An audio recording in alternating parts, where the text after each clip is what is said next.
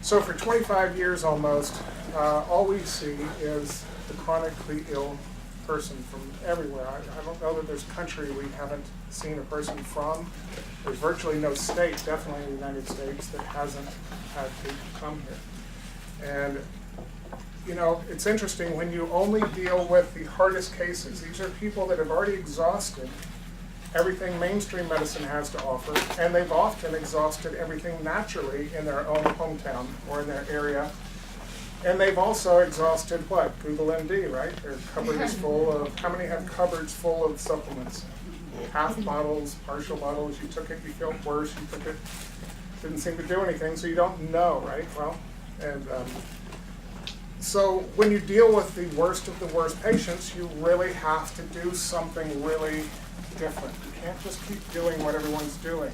So we're going to talk to you today about what the Hansa Center has created and why we do what we do.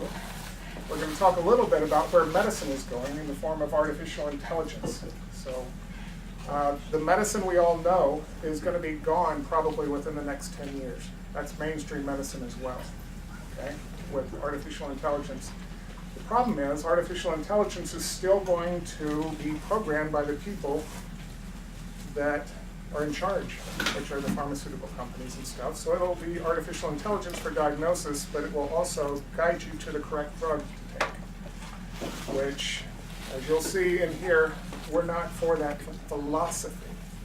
Now, mainstream medicine and pharmaceuticals, obviously, they have saved lives, they continue to save lives, there's a place for them.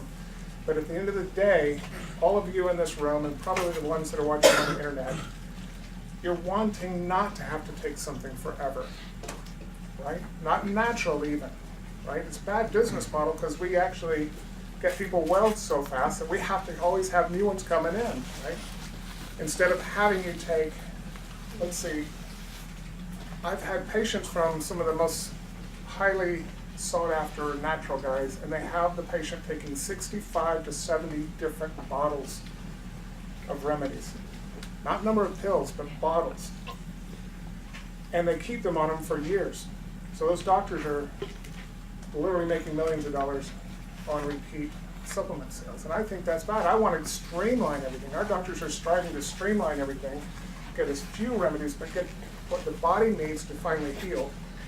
And if you can do that, and something's really working to get to the bottom line, if it's truly doing that, enabling the body to heal, guess what? Eventually it's healed and you don't have to keep taking it. So that is our goal. But a lot of people wonder where Hansa came from. Matter of fact, I went to an estate sale one time and a lady here in town goes, "Oh, I know you, you're Dr. Hansa." Well, actually, no, I'm Dr. Jernigan, I own the Hansa Center. But Hansa was just a word that I made up. Literally, we used to be the Summerlayton Center for Biological Medicine. Now, that was a mouthful, plus I was just, no one could spell it. And so I finally decided, you know, when I built this bigger clinic, I said, I want a really short word that everyone can say and everyone can pronounce, and all the cool words were already taken. So a doctor that was working for me yelled from the other computer they were on and said, "We need something with the ah sound." Something like Hansa, and I typed it in, and it meant swan, which we knew we were going to have swans on the lake here. And so we just said, sure. Hansa. We just finally had to call it something. And the only reason I didn't want to call it Jernigan this or that clinic was because right off the bat when I developed Bioresonance Scanning back in the 90s, I knew it was bigger than me. It wasn't supposed to be about me. I didn't want it to be Jernigan this or that. And I know it worked for the Mayo brothers. But Jernigan, I was like, well, you know, no, this is not about me. I didn't have the ego for it. I just wanted it to be about what we do and what we represent. So Summerlayton Center. Summerlayton was just the ancestral home of the Jernigans in England. So again, kind of Jernigan, but not. So we decided on Hansa Center for Optimum Health. But a lot of people don't know what Optimum Health is. So I had to come up with my own definition. Right here, Optimum Health is not just the absence of symptoms. That is the goal. But we all know there's people, friends, family. I bet everyone in here knows somebody that died of cancer. or went through cancer, and yet they've maybe had a physical every single year, and every single year their MD said, oh, your blood work's wonderful. Yet we know by the time you can find the cancer, the earliest symptoms of cancer, or the signs of cancer, it's already been going on for 7 to 10 years. Mammogram, if you find the tiniest little piece of cancer tissue, it's already been going. All those years your doctor was saying everything's wonderful. You ate organically, you ate cleanly, you jogged, you ran every day, you worked out every day, you wore organic clothing maybe. You had all personal care products that were wonderful, and yet you still got cancer. So all that's great, but I'm not saying don't do those things, the clean lifestyle. It's just not a guarantee that things aren't going wrong. And so Optimum Health was one of those things that was very, very important to realize, is that you can have no symptoms and be completely about to die, okay? So we're trying to figure out different ways to figure out what's wrong in the body, because the blood work says everything's great. And even if it does show you a few things, like this or that infection, guess what? 90% of the cells in your body are bacteria. Over 1,000 of them could be pathological. You have strep. You have E. coli, you have all these things in your body all the time, but you don't have disease when you're in a state of health, right? So, Optimum Health, this is the definition I finally came up with. It was so important to me, philosophically, that I put it on the name of the clinic, Biologix Center for Optimum Health. Optimum Health is that point where the body, mind, and spirit can adapt instantly and correctly to any change or challenge within its internal and external environment. You think I've said that a few times? Yeah, didn't even have to look. Okay, that is that point where if you were triggered by an emotional situation, your body could handle that emotional situation correctly without creating dis-ease or dysfunction, right? You would adapt instantly and correctly. What about somebody sneezed? Like people all the time go, well, I'm sick, I can't come and I want to expose your clinic. I go, guess what? Everyone we see is sick. You're no more contagious than the next guy. Because it's not about the bug, it's about the soil, right? How well we are. So that's why all the staff that work at the Hansa Center get treatments all the time. Or periodically, our doctors treat the staff as well. So that we can be around any kind of thing and not get sick. That's the goal. So it's a cool awareness when you get away from the physical aspect of the body and realize that the human body is truly a biophotonic, meaning the body is creating light, progressive learning hologram. We just think it's very physical because we can't put our hand through it, right? This is just space. I mean, if you look at it from an energetic perspective, we're almost not even here. Okay, it's mostly just condensated energy. So if I use a cell phone, let's see, I have one. I shouldn't have it on my body, but I do have a shield thing on it. This is a frequency generator. I type in a frequency, and the phone company matches it to that frequency anywhere on the planet.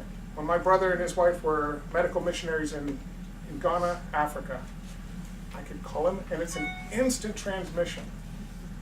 It wasn't like I would go, hello, and I'd have to wait for the signal to get to him, and then he'd call back, he'd say, hello.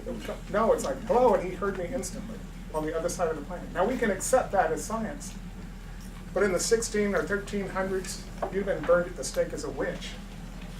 How else but devil spirits are transmitting signals great distances? Now, we understand it's not devil spirits transmitting this, it's just frequencies. So, in an effort to quit guessing with people's health, doctors before me started developing different ways of communicating with the body, trying to quit the guesswork. Some of these things you've heard of, like applied kinesiology, and we're going to go into that a bit later. But fast forward, and what's coming, I hate to say it, yes, it's like Star Trek. Artificial intelligence is rapidly closing in on, this is called a Medicaltricorder, where the doctor on Star Trek would be able to tell if you had a broken bone. He uses a little wand thing here and go, oh, you've broken your bone. And they'd use frequencies and light and lasers and things like that, and heal the bone on TV. Now you might kind of go, come on. Well, guess what? Where did the first flip phone show up? Remember the old flip phones? Star Trek. We now have these things, and this is where artificial intelligence is going. 826 different companies, and this is old. This is about a year old. There's even more now. These companies are going forward in leaps and bounds to figure out ways to do what we're already doing, but do it with computers. Okay, they're tapping into the information system of your body.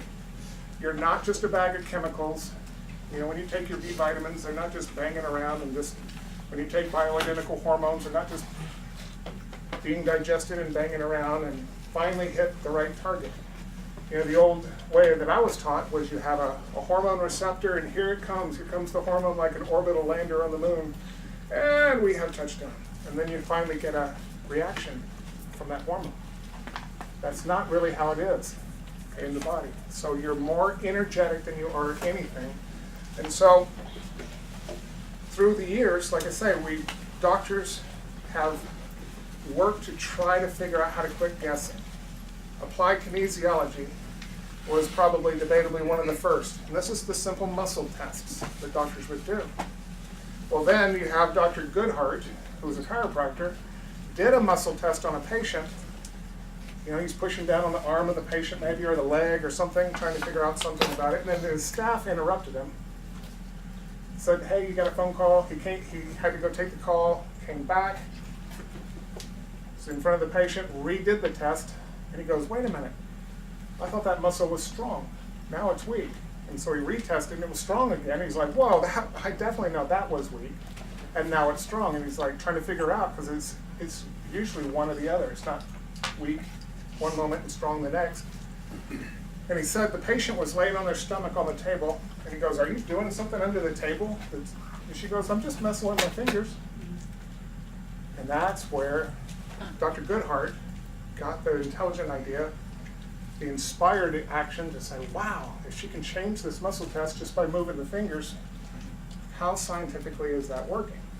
And so that came up with what he developed was clinical kinesiology. He started realizing if the doctor made different hand positions, it seemed to correlate to different things, almost like words. So it's not a sign language, it's actually frequencies the doctor's body is creating.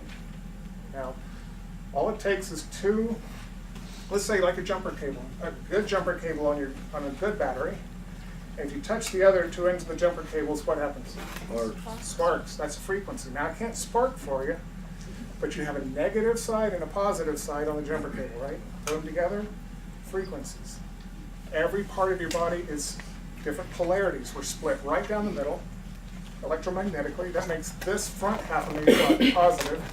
If this is positive, what is this side? Okay, every finger alternates polarity and every surface, so as I crisscross and do different positions, I'm creating different frequencies.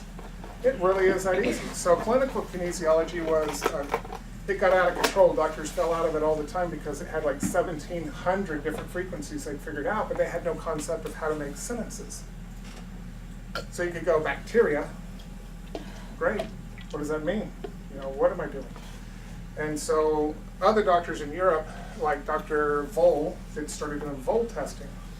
And that was testing meridians. Well, that was great, but now we realized that meridians aren't everything either.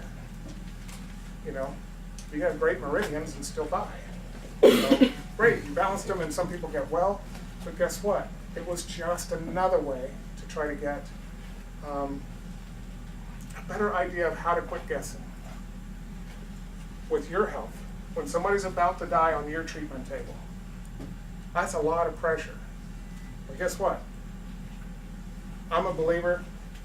I would always pray the prayer of Solomon, and it would be just inspired action very often that would get some idea that came to me. One day I came up to the idea, I was like, not much changes. Now this is, sometimes my brain, you're on the table, you're on your stomach, you can't see it.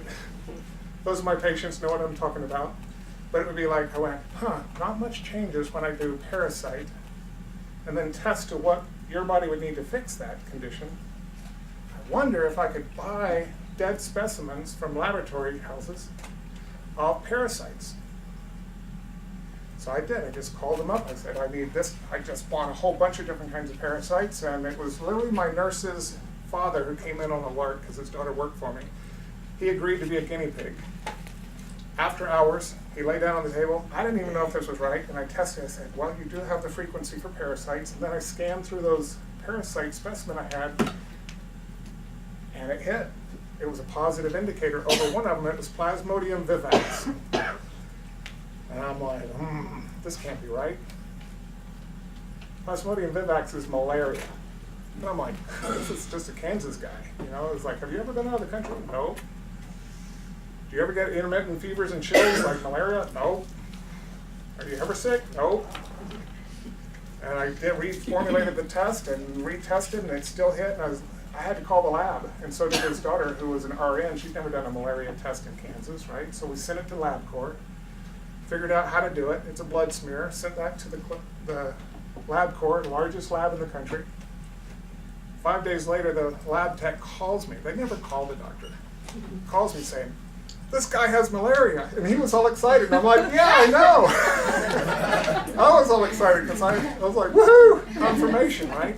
And I think it was a God thing, because what if it had been like something common like strongyloides, which is just like almost everybody has it, not everybody, but pinworms.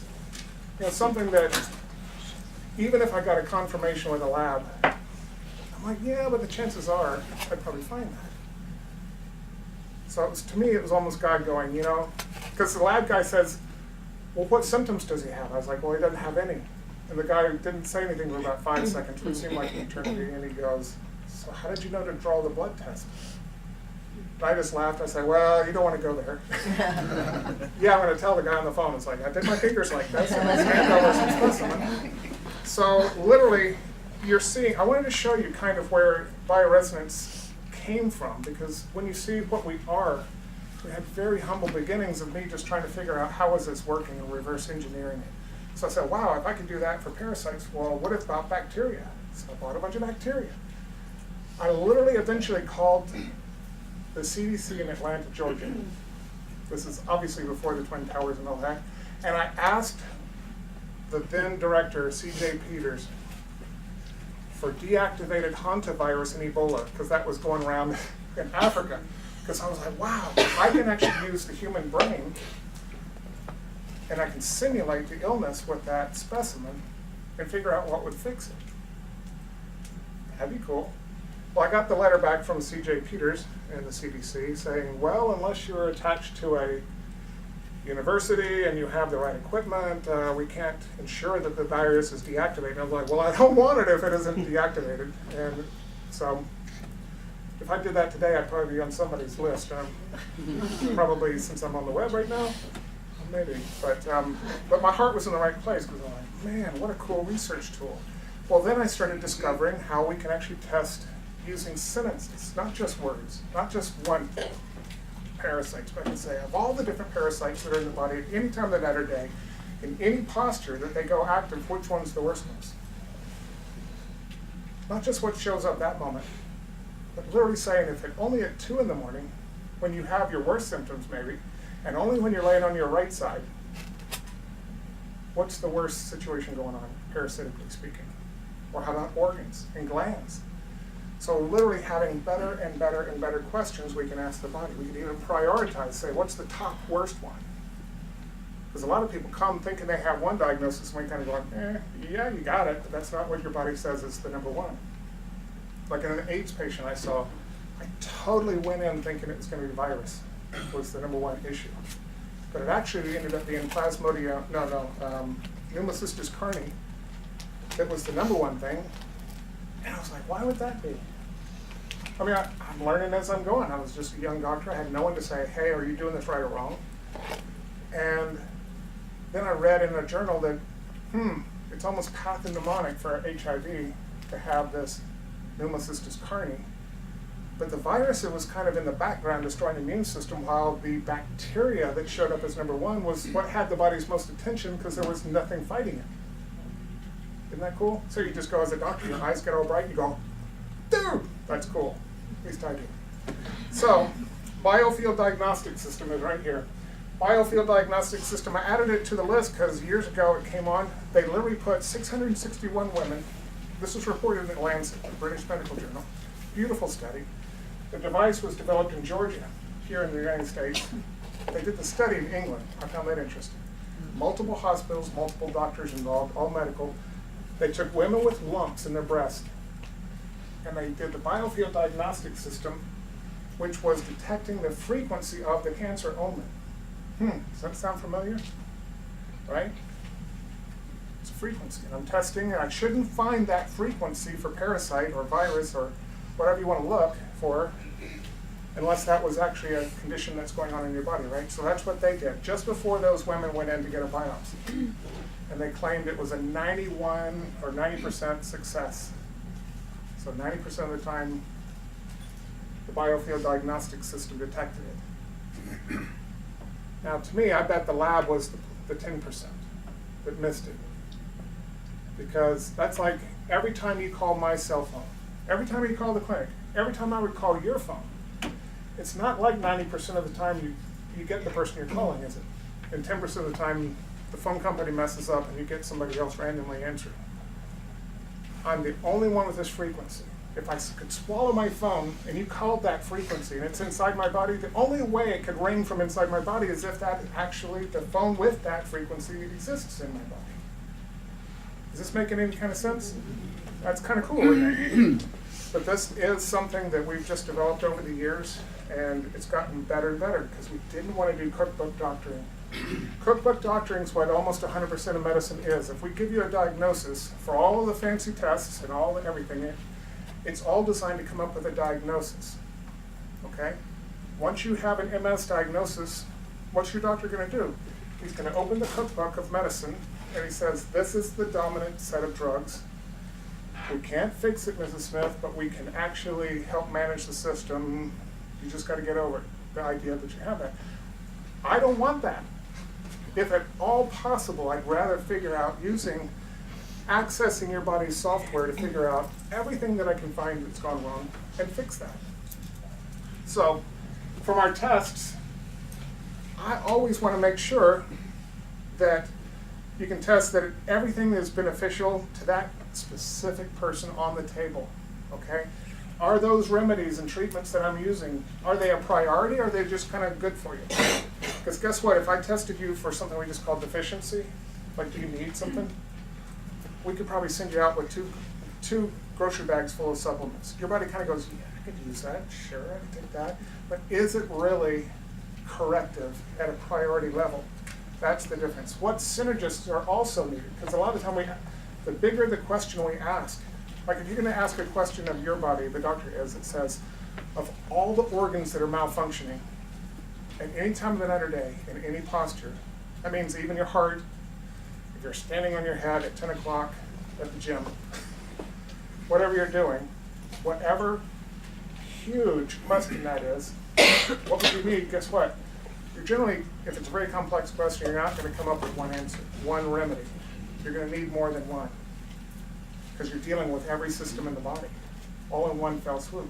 How cool is that question now? That used to be our best question. It's no longer anymore. We have even better questions than that. So we also want to know, how does the remedy medicine affect the rest of the body? Is it throwing anything else off in your body?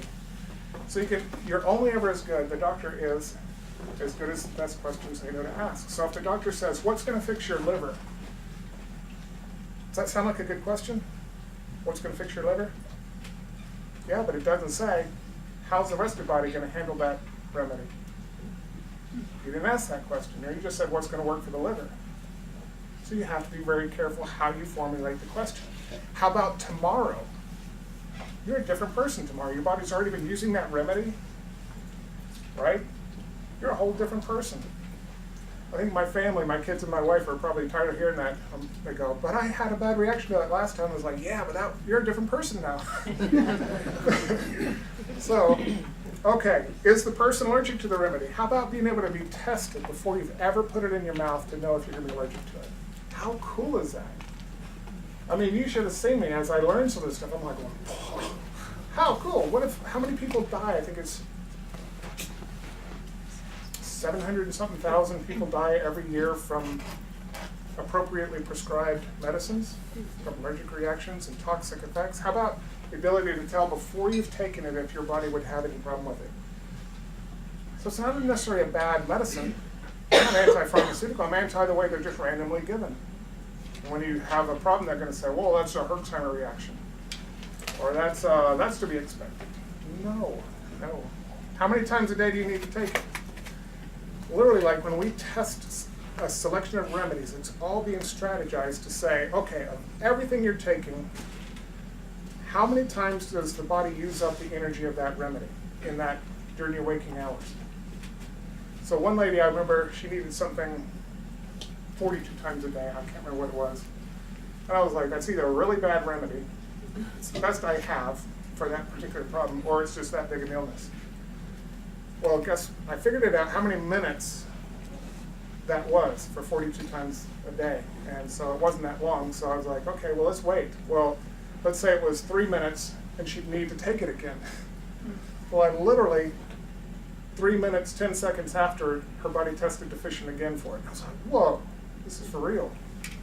Now, thankfully, we have a lot better answers, so we never seem to come up across that. But I did train a doctor once, years ago, that he called me up because I trained him, and he said, this lady needs 6 Pentacal plus 6 times a day, so 36 high-power calcium pills a day. And I was like, did you do this? She goes, yes. Did you test for synergist? Yes. Did you do it? Yes. I was like, trust the test. Well, he wouldn't do it. He's like, I just can't tell this woman to take half a bottle of calcium a day, something like that. And she ended up in the hospital that weekend, and it turned out she had cancer, and she was so depleted in calcium, they immediately put her on an IV drip. I got a million and one of these cool stories that kind of reaffirms what it is that we're finding. And I just go as a doctor, I go, oh, cool. Check that as another confirmation. I was called in on a little colt that had rammed its head into the pole corral, and I was just friends with the lady. I was treating her and bartered. She'd teach me natural horsemanship, so she was in tears. My colt rammed its head. Can you come check it? I'm like, I don't know horses, but I knew the frequency for fracture. And I scanned down that little colt's neck, and before I could stop myself, again, I was probably just a doctor for 3 years by that time, so I didn't have a ton of experience. And I said, well, this colt's neck is broken right here. And she literally laughed at me, and I was like turning all shades of red. I'm probably the last guy that can still blush in America. But I was like so embarrassed because, of course, if you break your neck, what happens? You're paralyzed from there down, right? Well, I stuck to my guns because I kept testing. Testing is broken. The colt could pee. It fed from the mare. His head was turned back as the mare walked by him one time. The stall was too small for the two of them, so nothing happened. But I stuck to my guns and said, you need to have the vet come and x-ray this. And when 2 days later the vet came, he goes, oh my goodness, where is the spinal cord in all this mess? The vertebrae in the neck completely split in half, and the rest of the neck had come down between the two halves. And it died, I think, 2.5 weeks later at K-State, which is our local Kansas Ag College. And I think they were trying to probably do traction under anesthesia, but anyway, it died then. Again, check as a young doctor. Can you imagine? It defied my own logic that this was really broken, right? But then it was. So, anyway, I got to flash forward because I've spent way too much time on some of this stuff. When I've trained doctors over the years at different conferences, sometimes I'll start and I'll say, what is the point of an office visit? What is your goal? And it's interesting, I get all these different answers. They're not necessarily wrong, but they're just very finite. To get rid of the symptom of the patient was a very common. The chiropractor would say, to align the spine. I was like, well, that's good too. And the MD would say something different, right? So this is what I've come up with. And the goal is to work to identify everything that is interfering with the optimum function and functional integrity of every aspect of the body, mind, and spirit, to provide the body with the building blocks and corrective bioinformation it needs in order to heal, and to use maximum applied effort and the most appropriate healing tools to restore the integrity and function of every tissue, gland, organ system of the body, and to work to facilitate the body's ability to accomplish what it needs in order to heal instead of forcing the body into drug-induced delusions of health. I like that, drug-induced delusions of health. Might as well be magic, because you take the pill away, what you realize, not only do you still have your illness, but it's gotten worse underneath that pill. We don't want to create natural delusions of health either. So that's what we're striving for in every single office visit. It's a mouthful, but you have the slide if you want to refer back to it later. So bioresonance scanning was what started it all. That was with the parasite thing, right? And being able to access the computer system of the body. It's an adjunctive diagnostic and treatment tool. Adjunctive means that we don't just take everything based on that. It needs to be combined with your case history, your lab test, your CRT test, your phonocardiograms, your physical exams. Everything we know about you is taken into account. Bioresonance scanning just helps us to have another way to access what's going on in your body and figure out what to do. So, as I was telling you, the future of medicine will actually do a lot of this for you. My fear is that it's still just going to feed into the pharmaceutical system. So I think it'll be great for diagnostics. We're starting to see some of that just even with your little Fitbits and those little watches you can wear, and there's devices. So it's important to understand, though, what the difference is in cure versus remission. Now, cure, when I was going to school to be a doctor, they told us that's a 4-letter dirty word. You can't say that word. Fast forward 20-something years, I finally realized, I was like, what's so bad about it? It means the restoration of health. Recovery from disease, a method or course of medical treatment used to restore health. An agent such as a drug that restores health, right? To restore health means you don't have to keep taking it. Whereas remission, everyone's all about remission. I'm kind of like, well, yeah, you're glad that your headache went away, but the Tylenol wasn't fixing anything. The codeine really didn't fix anything. Even if your headache doesn't come back after taking the Tylenol, guess what? Something created that. Unless your body can actually correct that something, it just changed manifestations maybe. It went in deeper. I remember reading on the Organon of Medicine by Hahnemann. They had an outbreak of tinea capitis, which is really just kind of a fungal infection of the scalp. Kind of babies sometimes get it, but they had a bunch of adults that got it in Europe. And the medical cure was creosote. You know, like creosote posts and stuff. So the medical doctors would paint the people's heads with creosote, and it would kill the fungus. And within a month, the patient died. 600 people died before they realized you weren't fixing the fungus, it was driving it from where it was very superficial, it would have never left your skin, and drove it inside the body. And then it killed the patients. So, you know, history just keeps repeating itself over and over. So we don't want remission. That's not what we're working for with everyone that comes here. We want to, again, help your body, facilitate your body to do that whole Optimum Health thing, where you can heal yourself. I can't even fix a paper cut. I can't make that go away. If you cut your lip or your tongue or you cut your finger, I can't make it, but neither can any other doctor.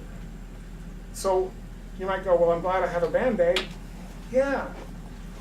But if the cut never healed, are you going to be just delighted that your MD will give you a prescription for a lifetime of Band-Aids? No, you'd want your doctor to figure out, why won't my body heal this cut? Don't just cover it up, but that's the dominant thing. And it's way cheaper, isn't it? You can have your insurance cover it. It doesn't want to cover this because it's not about this, you know? So every treatment decision we do, and I think this is true for all of medicine, it should always view it as to how it's going to affect the whole body. Kind of like talking about what's going to fix the liver. Well, that's a great question maybe, but it's not it really isn't a great question. It's just you're only getting that answer. So we're actually wanting to ask better questions so that we already know by the time the end of the office visit that everything is working synergistically together. Nothing's going to be suffering by any of our treatment decisions. So, if you're going to build a house and all you have is a hammer, you can never do it. You're going to need a lot more than just a hammer. It's a great tool. Nothing nails better, except maybe a nail gun nowadays. So we have a lot of different tools. All right? and a lot of techniques of how to ask better questions of the body. So some of you have had neurophotonic therapy. All that was out of my training in Germany. They were using color shined on a whitewashed wall and turn it off after about a minute and see whether the body would have the right after image. So if you shined red on the wall, if that circuit in your body was healthy, you should see green. Well, guess what? I did it, and all the things that I just fixed you for, or I'd actually balanced in your body, just went haywire again just by looking at the green. So I'm like, dude, what if you wore a red dress that day and I shine red light? I mean, you're looking at a red cup, you're driving a red car, and everything in your body is going haywire. The infection is getting back, like the remedies weren't even in your body. So I'm like going, how about I balance you to red light too, if the infection's going to show up again? If your spine won't stay in place, if your pelvis keeps popping out of place and things like that, we want to be able to put you in any kind of condition and fix you in that condition, not just laying on the doctor's table. So tools we use, I'm just going to flash through these. These are just different tools that we can bring to bear on your body. It's not even an inclusive list. But those of you watching on the internet, you'll be able to pause this and look through them. They're just different things. Again, we started this off with curing the incurable. So how do we know we're as good as we are? Now, we can't save everybody, by the way. I'm not God. Our doctors don't want to be God. I don't want to be God. I just serve and work as unto God to restore His perfect design of everyone He brings here. That is all I can do. I can do the best that I know how to do. But so a few years ago, I had a study that I did of incurables. To be included in on the study, you had to document that everything you've done had never worked, you've only gotten worse or stayed the same bad. And we ended up having 29 people. I think there were originally 40-something, but only 29 actually fit the actual study criteria. They had an average of 13 major symptoms. They had a total of 385 symptoms in 29 people. That's a lot, isn't it?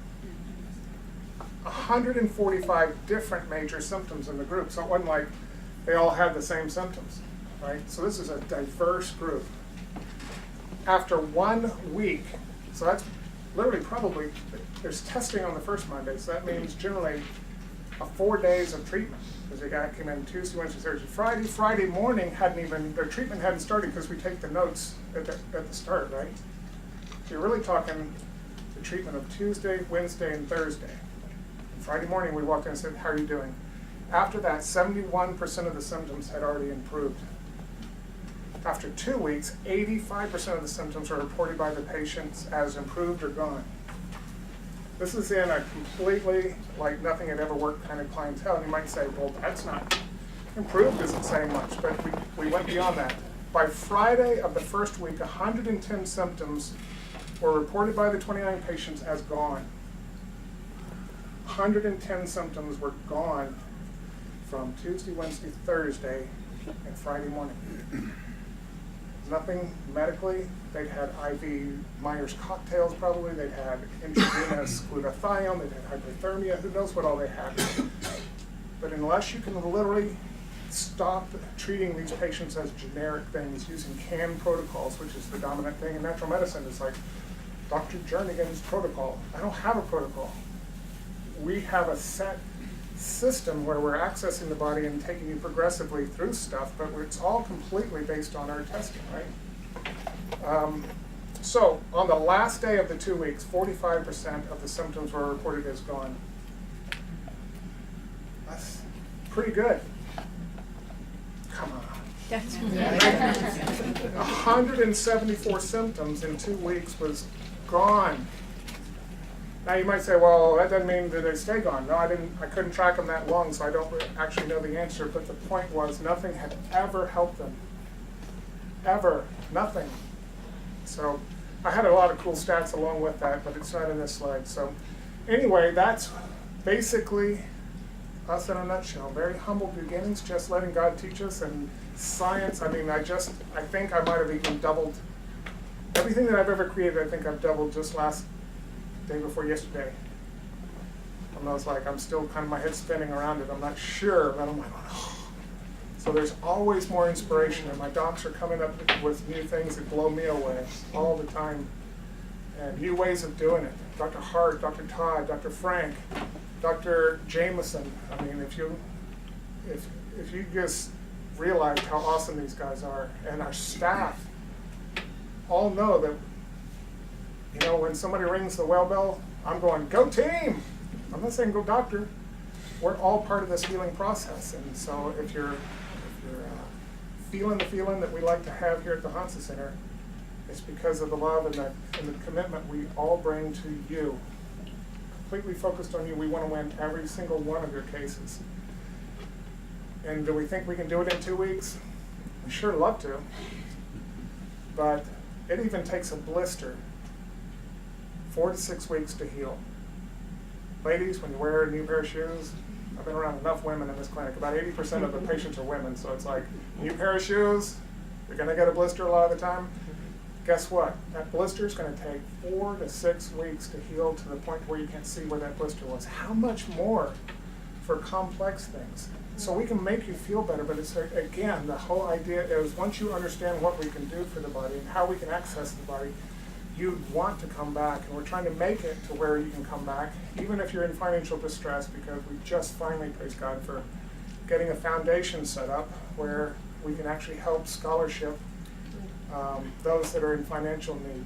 I always said it's hard enough for us to fix somebody's illness, much less their financial situation. You know, I can't generally do that. Now at least we can kind of help, you know, so new patients often can't come, they want to come, we're making it to where we can.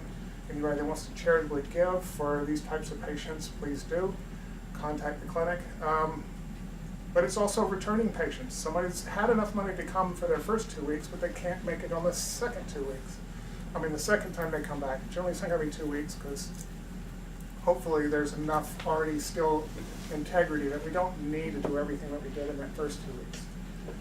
So we're even making it to where the people that we've made a commitment to, you know, that we've already seen, can continue to get the care that they need. So we need to get the word out there, and we need your help to do that. We're pumped, and it's only getting better. All our testing, and so people all the time are saying, but can you help this illness? I'm like, hopefully you understand, we're not about illness. I don't care what diagnosis you had. I like knowing. It's not that I throw away science. You know, we still do blood work. We want to see your blood tests, everything like that, but I'm not going to base everything based on some diagnosis.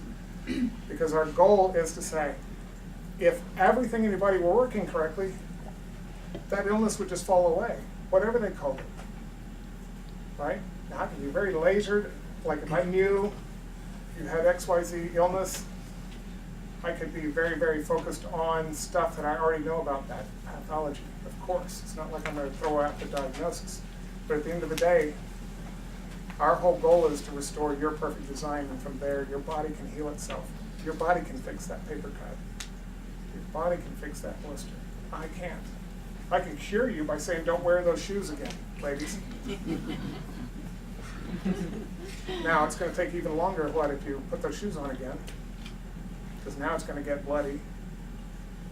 It's going to take even longer to heal if you pick at the scab and it gets infected, right?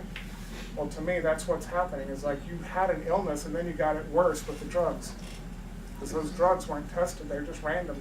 They're for a generic person with that illness, and I've never in 25 years almost ever seen a generic person. So why would I want to treat you with a canned protein? All right, I better stop. I'm totally willing to take questions.